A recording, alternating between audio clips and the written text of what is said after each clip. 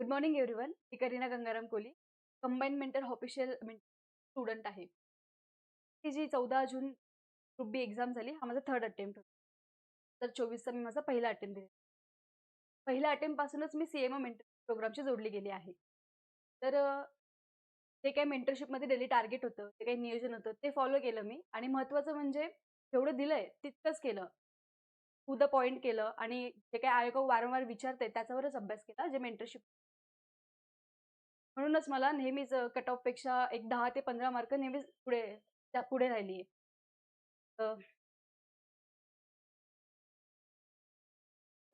मला बऱ्याच मुलांनी मेसेज केला, की प्रीचा अभ्यास कसा केला? स्ट्रॅटेजी काय होती किंवा शेड्यूल काय होता? दरवेळेसच प्रत्येक प्रीला कट ऑफपेक्षा एवढे मार्क जास्त कसे काय पडले?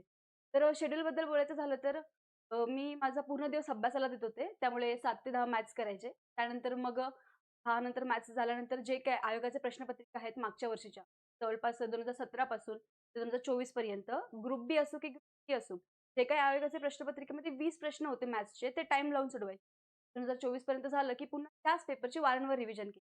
त्यानंतर मग आपल्या आयोगाच्या पेपरचा जो काही वेळ आहे 11 ते 12 त्या दरम्यान 11:30 ते 12 दरम्यान रोज एक हाल्फ एन हॉवर मॅथ्सची नवीन टेस्ट सोडवायची. त्यामुळे आपल्याला त्या वेळेची सवय होऊन जाईल, की त्यावेळेत आपल्याला मॅथ्सच सोडवायचं. त्यानंतर मग 12 ते 1 जो आहे तो करंट अफेअर्स केला. मग 1 ते 5 मध्ये आपल्या मेंटरशिपमध्ये टार्गेट जे काही असेल डेली ते टार्गेट पूर्ण केलं.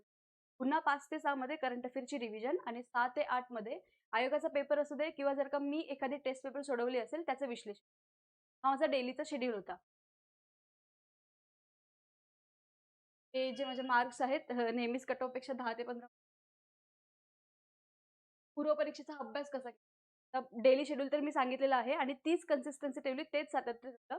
जे काही डेलीचं आपलं मेंटरशिपमध्ये टार्गेट असायचं ते कंप्लीट केलं, डेली टू डेली. ज्यामध्ये काही बॅकलॉग ठेवला नाहीये. त्यामुळे कन्सिस्टन्सी ही आपोआप माझी राहिली.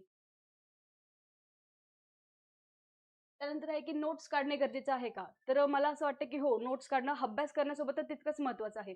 कारण कसं असतं, आपण जर का एखादा लेक्चर ऐकतो किंवा पुस्तक वाचतो, ते लक्षात राहीलच असं नाहीये. पण जर का ते आपण आपल्या शब्दात लिहिलं आणि आपण नोट्स काढले त्याचे, तर ते आपल्या डोक्यात चांगलं बसतं.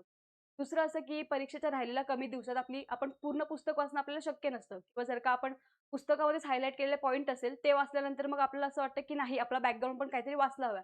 पण जर का आपले स्वतःचे लिहिलेले शब्दात नोट्स असतील, ते कमी वेळात रिव्हिजन होतील आणि जास्तीत जास्त रिव्हिजन होईल त्यानंतर. आणि मग तिसरा असा पॉइंट की नोट्स काढल्यानंतर आपल्याला आपला अभ्यास समजतो, की आपण नेमकी कसा अभ्यास केलाय आणि आपण अभ्यास करण्याची आपली जी काही पद्धत आहे, ती आपल्याला स्वतःहून समजते आपल्या नोट्समधून. त्यामुळे इतर नोट्स प्रिफर न करता मी स्वतःच नोट्स बनवल्या आणि स्वतःचेच नोट्स त्यानंतर आहे की पी-वाय-क्यू. तर पी-वाय-क्यूचा जो काही अभ्यास आहे, तो मी 3 टप्प्यांमध्ये केला. पहिला टप्पा असा, की जर का एखादा प्रश्न आहे, त्या प्रश्नाचं अचूक उत्तर काय आहे आणि त्यामागे जर का एखादी कन्सेप्ट आहे, ती कन्सेप्ट क्लिअर केली. दुसरा टप्पा असा केला, की मी आयोगाचे प्रश्न समजले, की आयोग प्रश्न कसा फ्रेम करतोय किंवा मग जर का प्रश्नाचं रिपिटेशन आहे, तर ते रिपिटेशन ॲज इट इज न होता ऑप्शन वाईज पण रिपिटेशन असतं किंवा एखाद्या स्टेटमेंटवरून त्याच टॉपिकवरचं दुसरं स्टेटमेंट क्रिएट करणं. त्यामुळे आयोगाचे प्रश्न समजले. एक तिसरा टप्पा मी असा केला, की आयोगाचा नेमका मी ट्रॅप समजला. एखाद्या प्रश्नात जर का चुकीचा आहे प्रश्न, तर त्या प्रश्नांमध्ये नेमकी स्टेटमेंट कुठे चुकवलाय. एकतर तो इयरमध्ये चुकवला असेल, पर्सेंटेजमध्ये चुकवला असेल, एखाद्या व्यक्तीचं नाव किंवा शहर, गाव काहीही असेल त्यामध्ये नेमके आयोग चुकवतो. त्यामुळे जर का नवीन जरी स्टेटमेंट आपल्याला प्रश्नामध्ये वाचता आला, तरी आपल्याला समजते, की या स्टेटमेंटमध्ये चुकीचं काय असू शकतं. त्यामुळे पी-वाय-क्यूचा अभ्यास हा मी नेहमी 3 टप्प्यांमध्ये केला आणि पी-वाय-क्यूचा अभ्यास करत असताना प्रत्येक पी-वाय-क्यूला मी किती वेळ देतीये. समजा जर का मी एखादा राज्यशास्त्र विषयाचा एखादा पी-वाय-क्यू वाचते, जो की स्टेटमेंट वाईज आहे. 4 स्टेटमेंट आहेत. तर त्या 4 स्टेटमेंट वाचताना देखील मी एक टाईम लावला, की 36 सेकंदामध्ये किंवा 35 सेकंदामध्ये मला माझा हा पूर्ण स्टेटमेंट वाचून आन्सर क्लिक करता आलं पाहिजे. त्यामुळे माझं टाईम पण मॅनेजमेंट झालं प्रश्न वाचताना. तर रिव्हिजन. आपण अभ्यास करतो, लेक्चर वाचतो किंवा नोट्स बनवतो. पण त्यासोबतच जर का त्या टॉपिकची आपण रिव्हिजन नाही केली, तर मला असं वाटतं ते आपला अभ्यास प्रॉपर नाहीये. त्यामुळे एखादं जर का आपण फर्स्ट रीडिंग केला आणि फर्स्ट रीडिंग नंतर तो टॉपिक तसाच ठेवून दिला, तर त्यानंतर त्यामध्ये जे काही मिस झालेलं आहे, ते आपल्याला लवकर समजणार नाहीये. त्यामुळे फर्स्ट रीडिंग नंतर आपण जर का एखादा टॉपिक वाचतोय, सेकंड किंवा थर्ड रिव्हिजनला आपलं जे काही मिस झालेलं टॉपिक आहे, ते आपलं त्याच्यामध्ये कव्हर होतं. त्यामुळे अभ्यास केल्यानंतर, लेक्चर केल्यानंतर आणि मिनिमम एकच सोर्सची आपण जर का रिव्हिजन केली, तर आपल्याला त्याचा जास्त चांगला आउटपुट मिळेल. तर मला असं वाटतं, एकच सोर्स ठेवा. फर्स्ट रीडिंग नंतर सेकंड, थर्ड, फोर्थ जितक्या रिव्हिजन होतील तितक्या रिव्हिजन करणं गरजेचं आहे. तर टेस्ट पेपरचं सर आपण अभ्यास केलाय, लेक्चर केलेत, नोट्स काढलेत, रिव्हिजन पण केली. पण तो जो आपला काही अभ्यास आहे, जर का आपण तो पेपरमध्ये कसा उतरवायचा याचाच सराव केला नाही, तर तो अभ्यास आपला म्हणजे शून्यच आहे तो अभ्यास. कारण फक्त रिव्हिजन, लेक्चर आणि नोट्स करून पण आपण जर का पेपरच सॉल्व्ह केला नाहीये, तर तो अभ्यास आपला मला असं वाटतं की तो प्रॉपर नाहीये. त्यामुळे टेस्ट पेपर सोडवणं, मी तर जे काही टेस्ट पेपर आहेत, मिनिमम प्रत्येक प्री आधी जवळपास 50 प्लस टेस्ट पेपर मी सोडवलेत. त्यापेक्षा जास्तही सोडवले असतील, पण प्रत्येक प्री आधी मिनिमम 50 प्लस टेस्ट तर सोडवणे गरजेचं आहे. त्यानंतर मग फक्त टेस्ट सोडवणं तेच नाही, तर त्याचं विश्लेषण पण करणं गरजेचं आहे आणि आयोगाच्या वेळेतच पेपर सोडवणं हे आपल्याला आयोगाच्या वेळेतच पेपर सोडवलाय मी. त्यामुळे त्या टेस्ट नंतर त्याचे विश्लेषण करणं पण खूप गरजेचं आहे. समजा जर का मी माझा एखादा प्रश्न बरोबर आलाय टेस्ट पेपरमध्ये, तर तो कसा काय बरोबर आला? त्यामागे माझी कन्सेप्ट क्लिअर होती का? किंवा एखादा प्रश्न चुकलाय, तर त्याच्यामध्ये कन्सेप्ट क्लिअर नव्हती किंवा मी घाईमध्ये तो प्रश्न त्यानंतर मग असे प्रश्न जे मी ऑप्शन एलिमिनेशन सोडवलेत किंवा मग असे प्रश्न जे की मी ज्यामध्ये लॉजिक लावून तो आन्सर काढलाय, पण मला कन्सेप्ट क्लिअर नव्हती. मग त्यानंतर जे काही आपले प्रश्न चुकलेत, ते प्रश्न लिहून बाजूला काढणे. ते प्रश्न लिहून बाजूला काढल्यानंतर मग बघायचं की त्यामध्ये कन्सेप्ट क्लिअर नव्हती, घाई केली किंवा मग ऑप्शनमध्ये काहीतरी गडबड झाली. ते चेक करणं. त्यामुळे टाईम मॅनेजमेंट होतं, ॲक्युरसी वाढते, चुका कमी होतात आणि हेच जे काही पहिल्या टेस्टच्या आपण चुका आहेत, त्या नेक्स्ट टेस्टला आपल्या पुन्हा होऊ न द्यायच्या. त्यामुळे आपला ॲक्युरसी तर वाढते, निगेटिव्ह मार्किंगची भीती जी आहे ती कमी होते. त्यानंतर पेपरच्या दिवशीचं नियोजन कसं असावं आणि मेन पेपर कसा सोडवायचा. आता जेव्हा पण आपला आयोगाचा पेपर असतो 11 ते 12 मी एकदम सरळ एका रांगेत पेपर कधीच सोडवला नाहीये. त्या पेपरला जे आहे ते मी 4 पार्टमध्ये डिव्हाईड करून तो पेपर सोडवला. पहिला असा की 11 ते 12 आपला टाईम असतो पेपरचा. 11 ते 11:20 मध्ये मी जी-एसचे जेवढे प्रश्न मला अटेम्प्ट करता येईल मी तेवढे प्रश्न अटेम्प्ट करते. त्यामध्ये सायन्स आणि करंट अफेअर जो असतो तो विषय लास्ट ठेवते. त्यानंतर मग असे प्रश्न जे आउट ऑफ द बॉक्स आहेत किंवा मला अवघड वाटतायत, मला वाचल्यानंतर ते स्टेटमेंट समजत नाही, मी ते स्किप करते. त्यानंतर मग 11:20 ते 11:30 हे 10 मिनिटं जे आहेत, ते त्या त्या 10 मिनिटात मी असे प्रश्न सोडवते, जे की मी 50-50 ठेवलेले आहेत. म्हणजे ज्यातले 2 ऑप्शन तर मी एलिमिनेट केलेले आहेत, पण बाकीच्या 2 ऑप्शनमध्ये कन्फ्युजन आहे.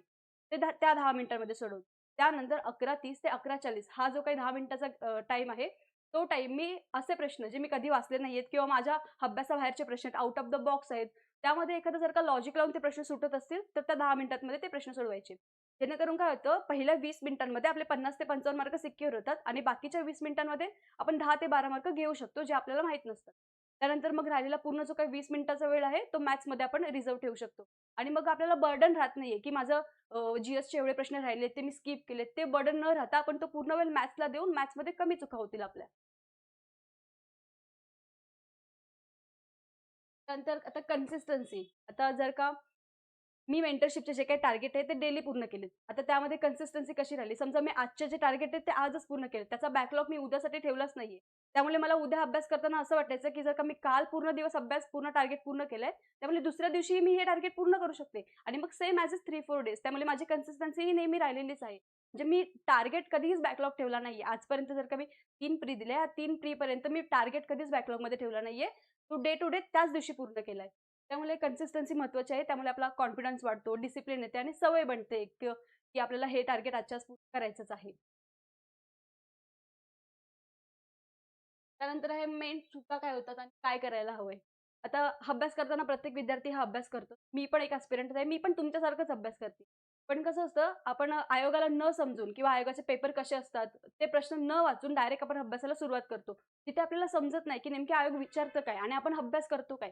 सिलेबस न समजता अभ्यास करतो. आयोग प्रश्न वेगळ्या टॉपिकवर विचारतो, आपण वेगळा टॉपिक वाचतो. म्हणजे तो टॉपिक आपण पूर्ण पुस्तक वाचतो, पण त्याचा आपल्याला काही परीक्षेत काही उपयोग होणार नाहीये. त्यानंतर मग अभ्यास खूप करतो, लेक्चर वाचतो, नोट्स काढतो, रिव्हिजन आपली पडत नाहीये आणि रिव्हिजन पडते तरी पण आपण तो पेपरमध्ये अप्लाय कसा करायचा ते आपण टेस्ट नाही सोडवत आहे. त्यामुळे ह्या 2 मेन चुका आहेत. एक तर आपला सिलेबस आपण वाचून न अभ्यास करतो आणि रिव्हिजन नाही करत आहे. रिव्हिजन नाही केला तरी किंवा रिव्हिजन केला तरी आपण टेस्ट नाही सोडवत आहे. त्यामुळे जास्तीत जास्त आधी आपण सिलेबस बघून, आयोगाचे प्रश्न बघून अभ्यास करायला सुरुवात करावी. ते आयोग नेमकी कोणत्या टॉपिकवर जास्त प्रश्न विचारतोय आणि कोणत्या टॉपिकवर विचारत नाहीये ते स्किप करणे आणि त्या जे विचारतात तेच टॉपिक पुन्हा-पुन्हा वाचणे, त्याची जास्त रिव्हिजन करणे. रिव्हिजन केल्यानंतरही टेस्ट पेपर सोडवणे आणि नुसतं टेस्ट पेपर न सोडवता त्या टेस्ट पेपरचं विश्लेषण पण महत्त्वाचं. Thank you so